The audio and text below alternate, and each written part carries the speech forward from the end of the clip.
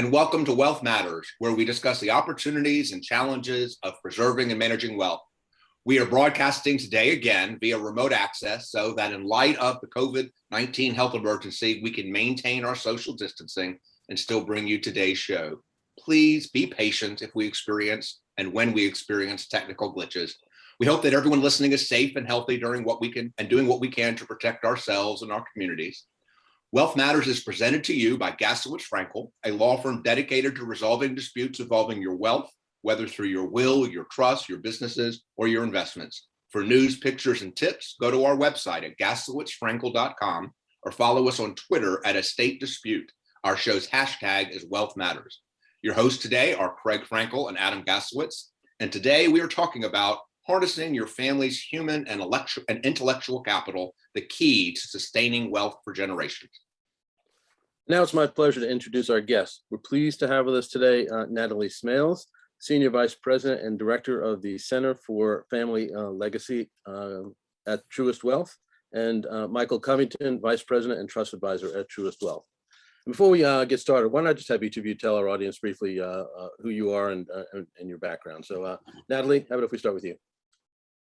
Sounds great. Thanks so much, Adam and Craig. My name is Natalie Smails, and as you described, I'm Managing Director for the Center for Family Legacy. I've had the opportunity to work in this space with the financial industry for 34 years, and originally grew up in Columbus, Ohio, and I now reside in Wake Forest, North Carolina.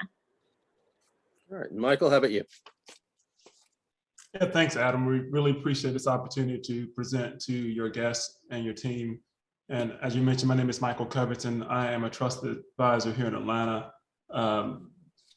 Been with the company for many years, started my career at Campbell University in North Carolina, coincidentally, grew up in North Carolina, have a trust management degree, and I've been in the business a little over 27 years, all in the trust and estate planning space. And so glad to be here. Thank you for having us.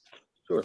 So let's ask the most fun question, and I'm sure it's an easy question that you can answer so simply. How does a family sustain their wealth for generations? Natalie, why don't you jump in? Yeah, well, quite frankly, it's very difficult. You're probably familiar with the statistics, but less than 10% of families are able to pass their wealth through the fourth generation. And the reason being, most folks think it's because of poor tax planning or poor investments. And it's because families break down in communication, which results in not trusting one another. And families also neglect to prepare the next generation to inherit wealth. So when we work with families, we help them to keep lines of communication open, put governance structures in place.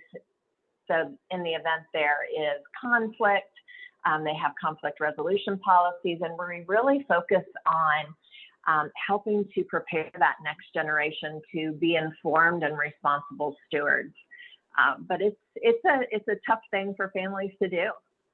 Well, what we tend to see in our world is a lot of trust planning, a lot of estate planning. People do wills and they do all kinds of sophisticated tax strategies, but that's usually at the senior generation, the generation that made the wealth. And there's really not a lot of focus, at least from the estate planning world, on the values that you pass on to the next generation along with that wealth. Do you deal with that a lot?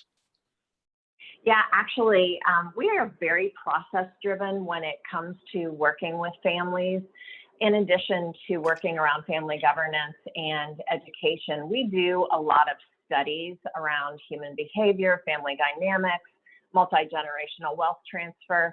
And about 20 years ago, we actually did a study trying to uncover what activities were these families who were successful at passing wealth doing.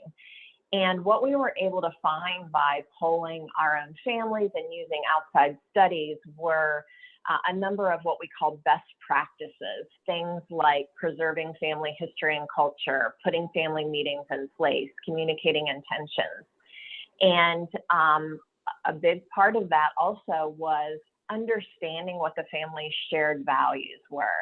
And by bringing families together to a collective table and having them begin conversations around what's important to us and what are our shared values, it really begins to form that glue that keeps the family together over many generations. But family values, of course, I'm sorry, go ahead. I was gonna say, do you find that that families have consciously thought about it, or just that when you polled them and talked to them, some values emerge, but it's not really a collective sense of what the values of the family as a whole are? Actually, what's kind of funny is, and many times it's when I'm working with the children and grandchildren and I say, we're going to do an activity around shared values, they kind of roll their eyes and say, well, I don't have the same values as my brother or sister.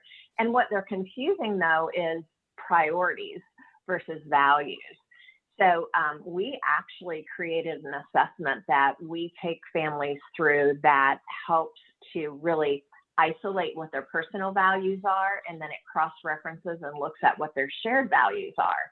And then we bring the family together and we talk about those personal and shared values. And then from there, we help facilitate a conversation to help them create, using their values, a family mission statement. Okay, Michaell, let's get to the nitty gritty. So you're dealing with the families on a regular basis with the trust. How many of your families are actually having these conversations?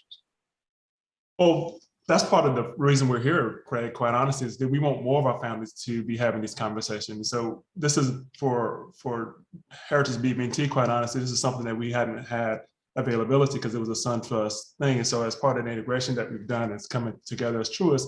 This is something that I've had conversation with Natalie, and this is something that we want to make sure we bring to the forefront of our clients. And so we have clients that are in that space, but we haven't. Okay, Michaell, you froze, so I apologize. We haven't got to the point where we let those clients into the doors of our Jen Spring.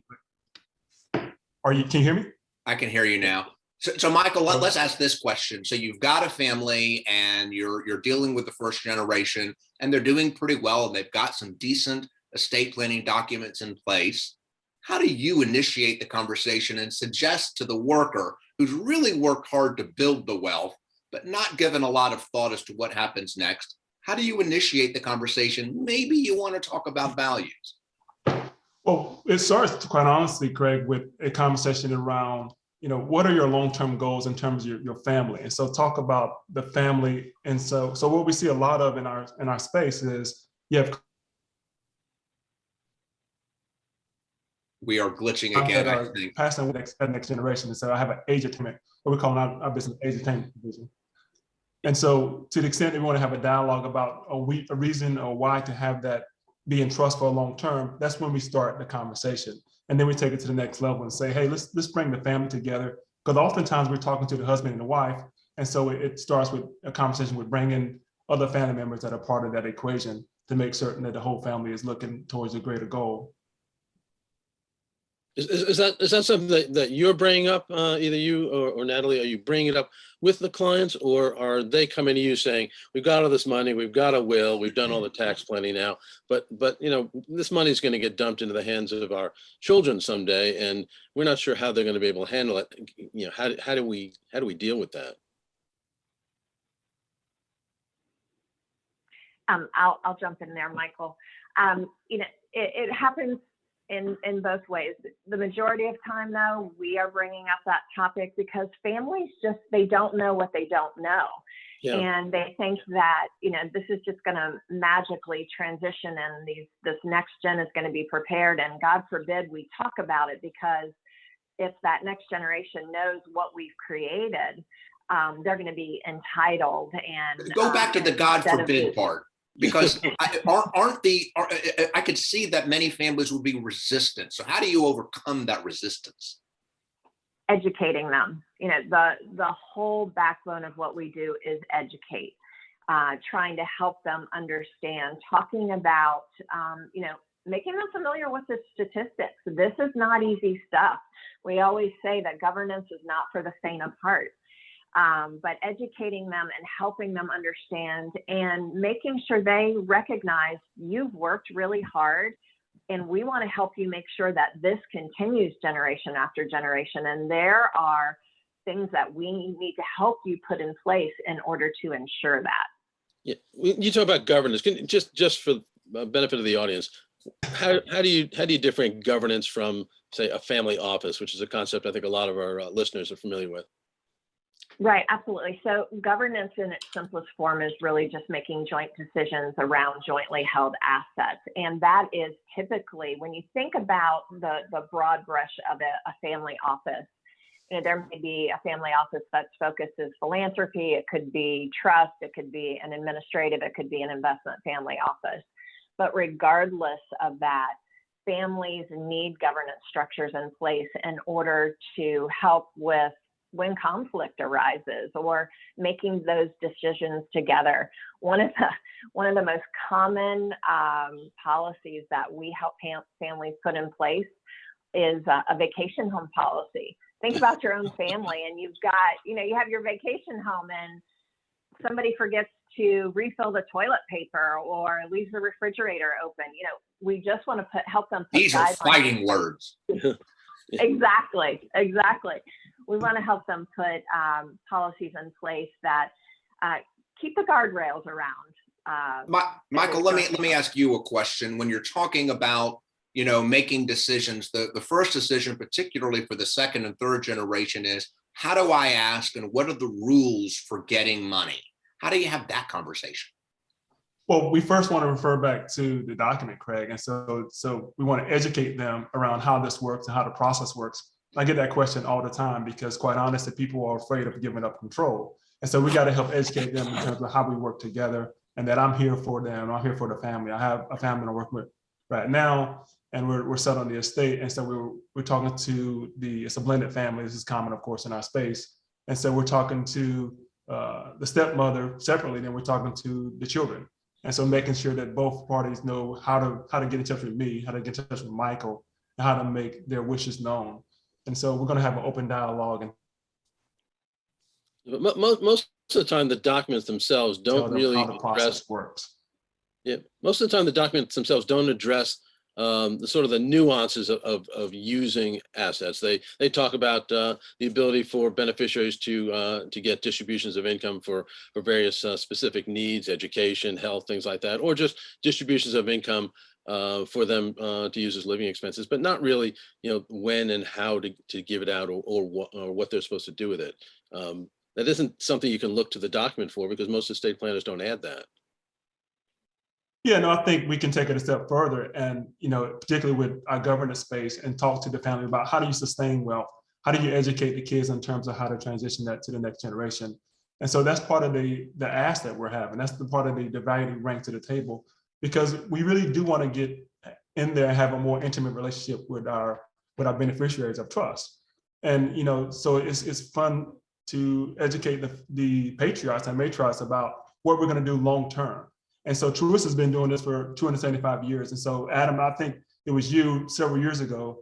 I'm a board member of the State Planning Council of North Georgia, and you guys were presenting at one of our meetings. And I asked you specifically, what are the most kind of cases you guys see? And you mentioned to me that 70% of the cases you receive are from individual trustees and executors. And so we want to make certain the families understand that the value of a corporate entity provides and brings to the table. And then we're going to be around here for another 275 years as Truist as an entity. And so we're going to be there to walk hand in hand with their family, to take them from generation to generation and not have the downfall that we see so often in this space. Natalie, you talked about trying to come up with family values, and you mentioned the phrase mission statements and vision statements. I mean, I do a lot of nonprofits and I understand how to do those, and there's lots of tools. How does a mission statement or a vision statement work for a family? And how do they even figure out what their common values are? Well, as I mentioned, we actually, we take them through a process. It's a program that we developed that the output creates a report for them that shows their personal values and their shared values. And we have a conversation at the table. Where did this personal value come from? How do you live it out day by day? And then we look at the shared values, and the family prioritizes those and then just begins crafting the mission statement that is really the roadmap for the impact that they want to make on their family and their community. And we really encourage, I have matriarchs and patriarchs say, I want to tell my children what my values are. I want them to live these values out. And what I say to them is, you can't do that. You can speak to your children about your values, and it's very likely that they have the same. But what you need to do is come collectively together and have those discussions and discover what those that you share, and then together create a mission statement. Because if that next generation is not a part of that conversation, there's not going to be any buy-in. Okay, so let me put you on the spot. Give me an Okay. example of a successful mission statement that a family of yours, don't say their name, a mission statement that a family of yours has adopted. Well, it wouldn't be adopted, it would be created. They Created, okay. They create their own mission statement, and we have a family who crafted a mission statement around their wealth being a river, and that basically it's for family members to go and drink from this river, but never to dam it up.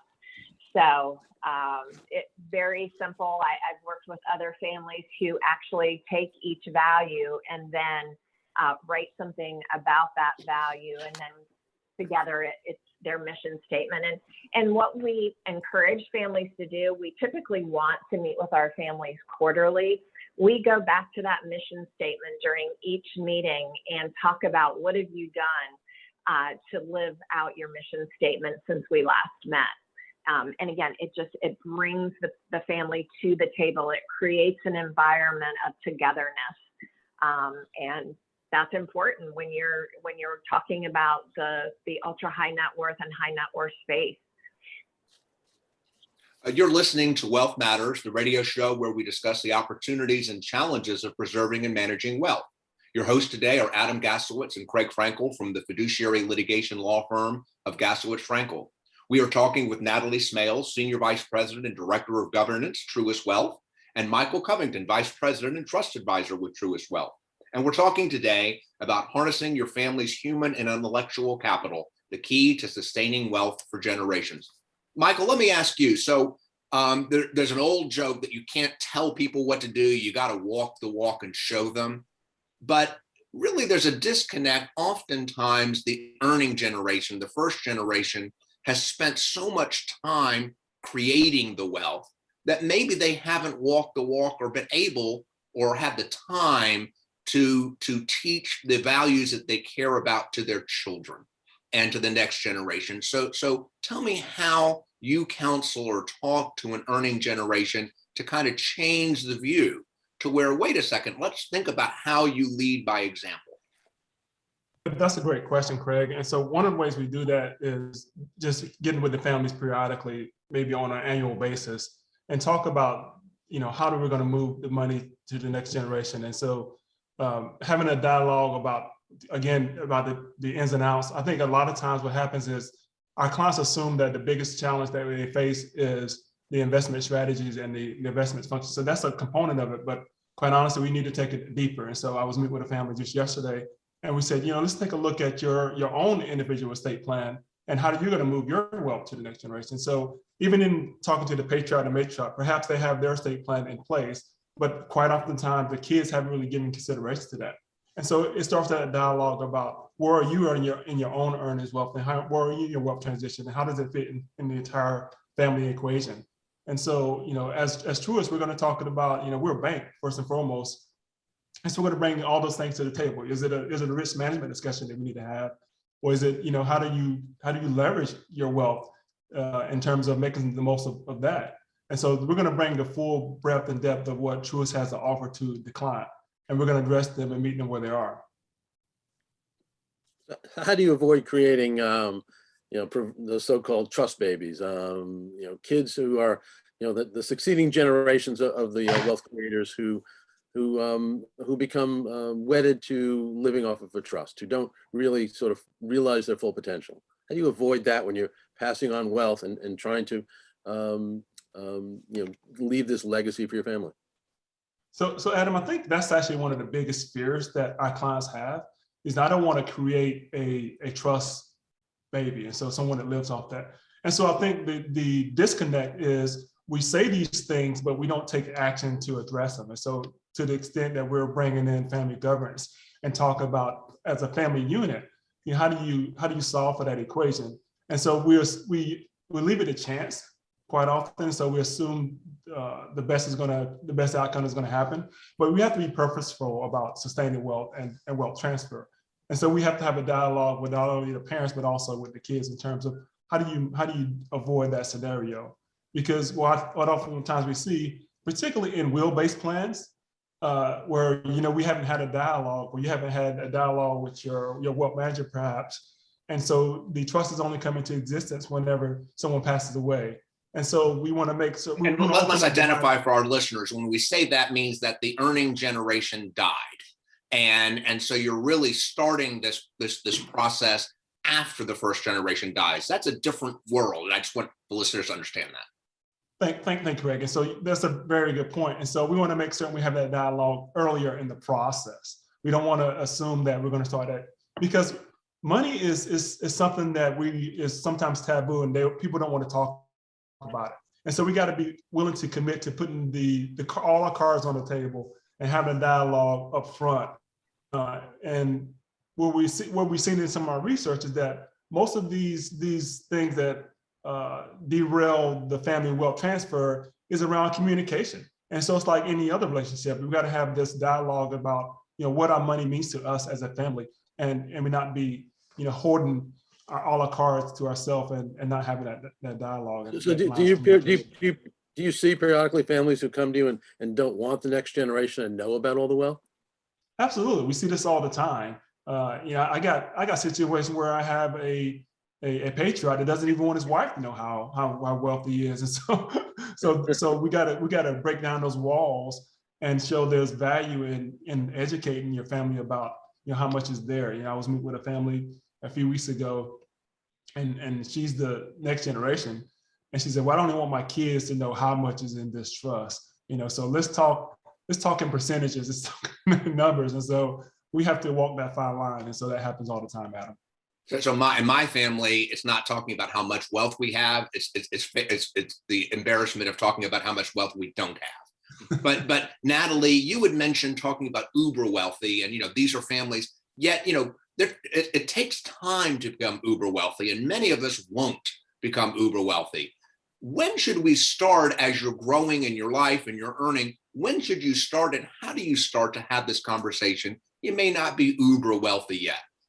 Instead, you're just starting to create family wealth, but hopefully, if you're successful, you're going to start developing it, and you're going to be a more normal wealthy family. How do you start that process, and when do you start that process? The earlier you start, the better. Think of, as a parent, acting as a role model. Our children watch everything we do, and that includes how we spend money, how we save money. And we encourage that education. Unfortunately, children don't get education, through school. Only less than 12% of schools offer anything around financial literacy. So, one of our offerings, we actually start with children as young as 5 years old, and start with the basic concepts of spending and saving and giving and investing, and we make it fun. We use games. We use programs like Lemonade Tycoon and Roller Coaster Tycoon to help them understand the concept of entrepreneurship. But parents really need to understand that they have the opportunity to embrace what we call teachable moments. When you use a credit card, make sure that your son or daughter doesn't think that that's just money that appears. Explain to them that at the end of the month, Mom gets a bill and I have to pay this company back. So we really encourage, think about those teachable moments. We work with children a lot on spending plans. We focus on needs versus wants, helping them to understand that. We go into, as they become young adults and adults, the psychology of money. Where did your money history come from? How does money? What do you mean by money history? How did you first start learning about money? Did you hear mom and dad arguing because mom spent too much, or they can't pay the bills? And how does that impact the way that you see money? So let me switch gears a minute. We've been talking of the traditional family mostly, where the mom and dad are the matriarch or patriarch. And yet, in our world, and certainly in the world that Adam and I see with family conflicts, most families are not ultimately going to be a traditional family. They're going to be a blended family. There's going to be divorces and deaths and remarriages, sometimes 2 and 3 and 4 times. How do you have conversations with blended families where, in fact, the families may not totally get along, or there may be some level of distrust?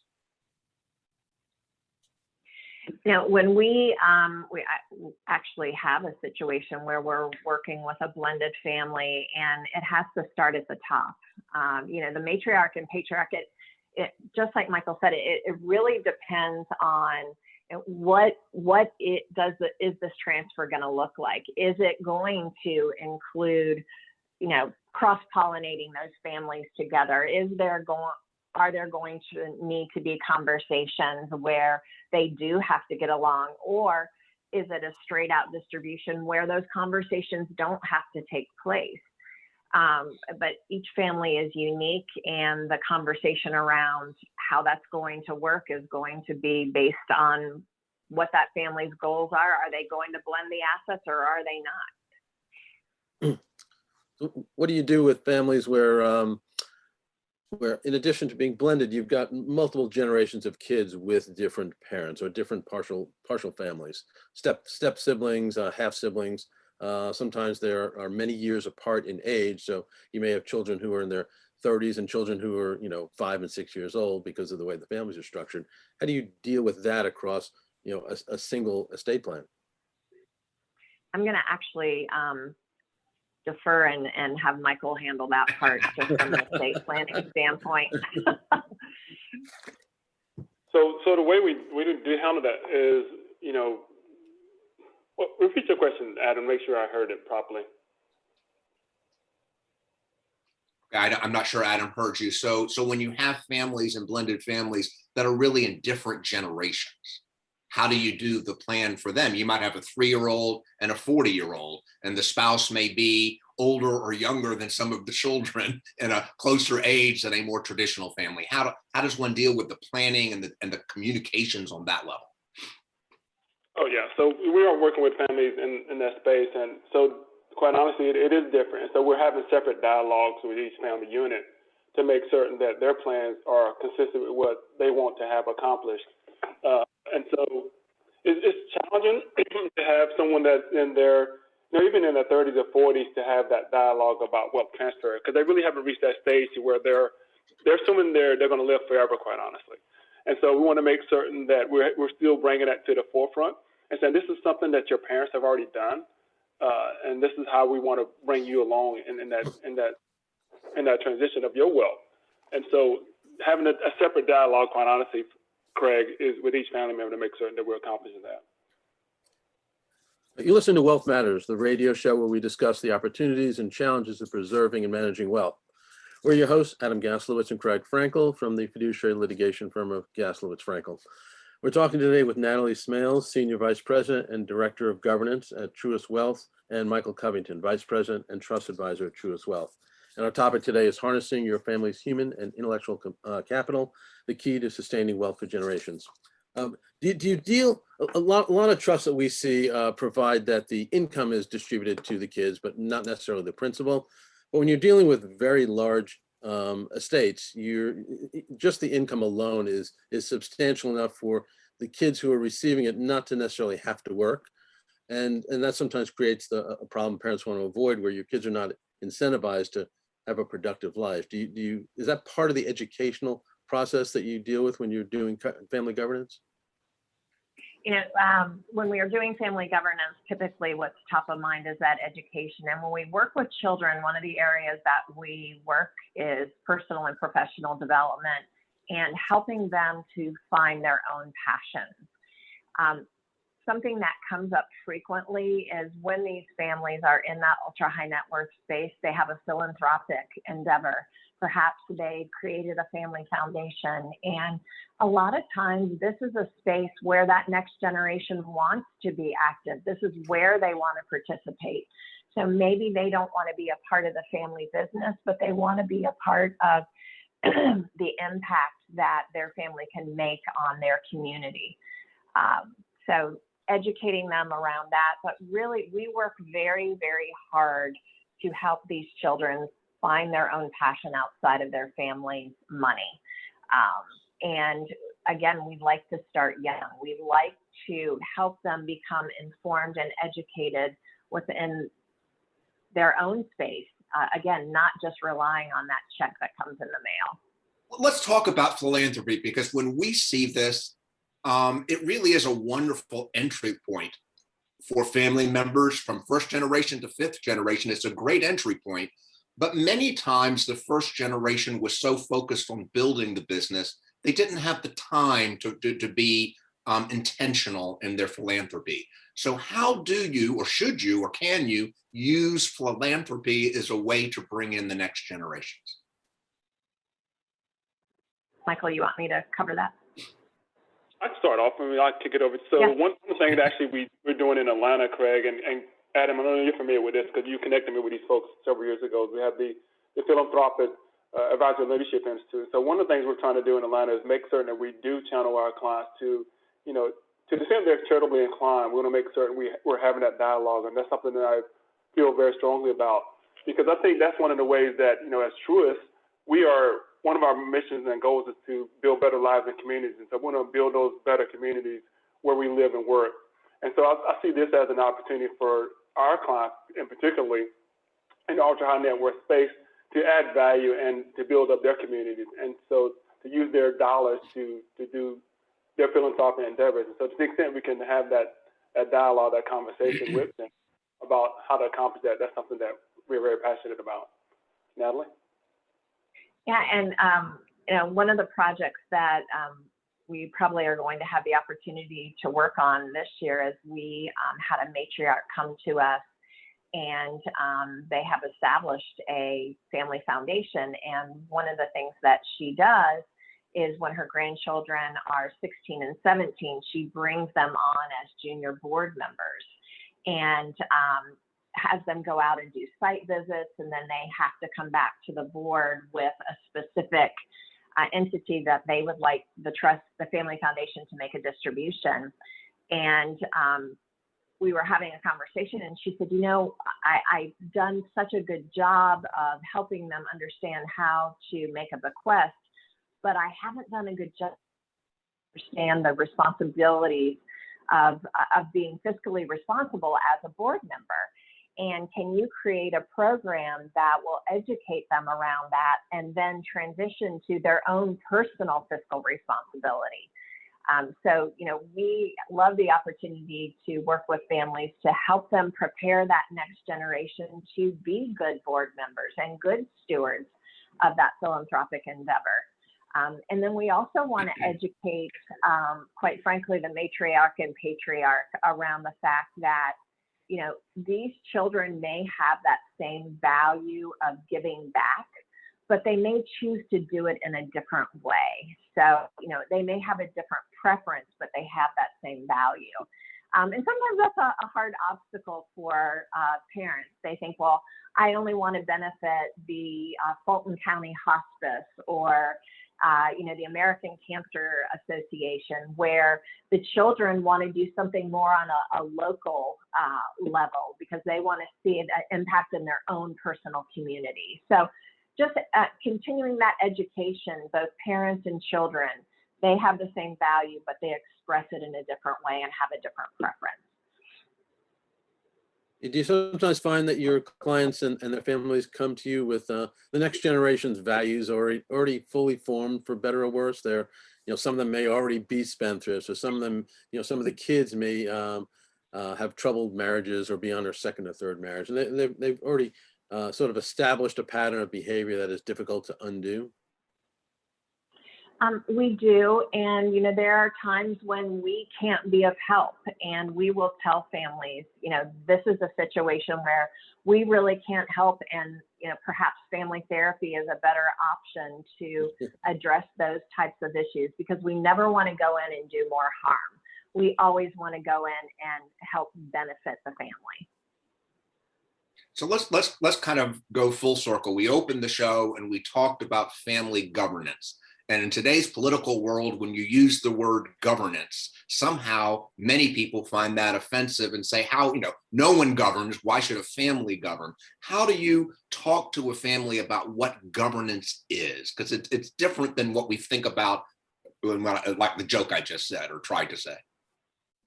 Yeah, I'm a keep it simple person. So I just talk about the mere fact of governance is just making decisions together.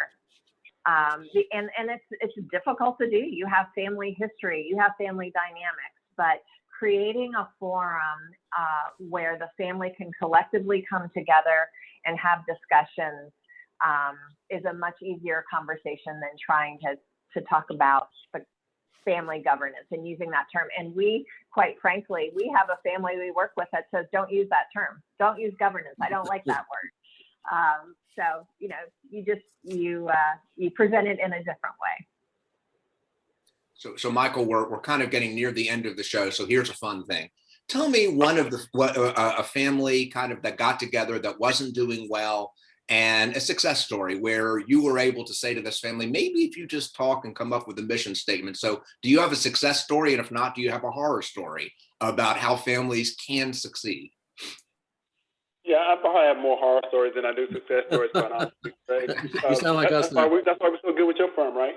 But so one of the things I can tell you, so I had a family several years ago, and it is that's not a horror story, but and we do this quite all the time. And so we sit down with the family, the patriarch and matriarch, and we say, hey, let's take a look at your estate planning documents and make certain they're going to accomplish your end objective. Because quite honestly, that's one of the things that we see problems with in families, that they've created some documents and they don't really know what's there. They don't really know how it's going to play out.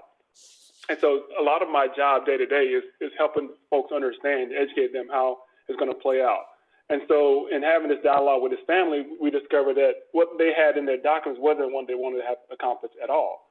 And so we began having another dialogue with them and say, this is how Truist can play a role in your family wealth transfer over multiple generations. And these folks were charitably inclined, and they had charitable trust written into their structure. And so we want to show value in how do we get that done. And so unfortunately, in this situation, we weren't able to kind of put all those pieces together because the patriarch passed away before it came to fruition.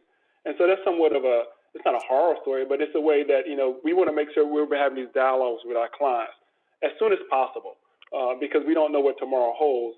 And we want to make certain that we can get in there and help the families the way we intended to. Yeah. Natalie, how about you? Success story or horror story? Well, I like to focus on the positive, so success stories. Actually have had the opportunity to work with a family where there was discord, but we were able to get each family member to agree that it was important. Their parents had worked so hard to generate this wealth. It was important for them to take steps to be successful over multiple generations. And and we're still working with that family and helping them overcome the obstacles that, many years it took to get to the place that they are. So we talked to them about the fact that it's going to take time for us to undo what's gone on. But they're having great conversations and talking as a family about what they want to achieve from a philanthropic standpoint, and then how they want to support the next generations with the wealth that they've accumulated. So taking something that was sour and now making it sweet. All right. And before we wrap up, how about if I have each of you just tell our listeners how they can reach you if they want to get a hold of you? Michaell, how about you first? Yeah, so I'm here in Atlanta. So my email address is mcovington, COV, as in Victor, INGTON, at Truist.com. Truist is spelled TRUIST.com, just for your listeners. And then you can reach me by phone, of course, 404-720-8346. And then, of course, go to Truist.com, and you can find more information about what we're doing as a company and how we're moving families forward. All right. And Natalie, how about you?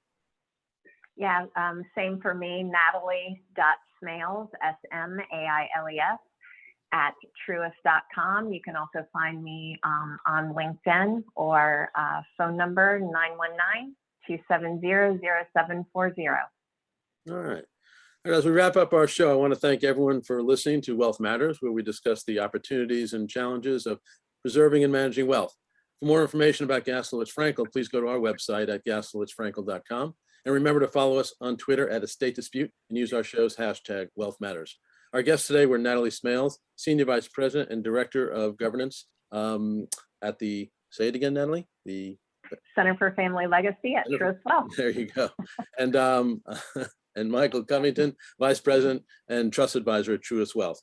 Please join us every fourth Wednesday of the month at 8:30 a.m. here at Wealth Matters on Business Radio X.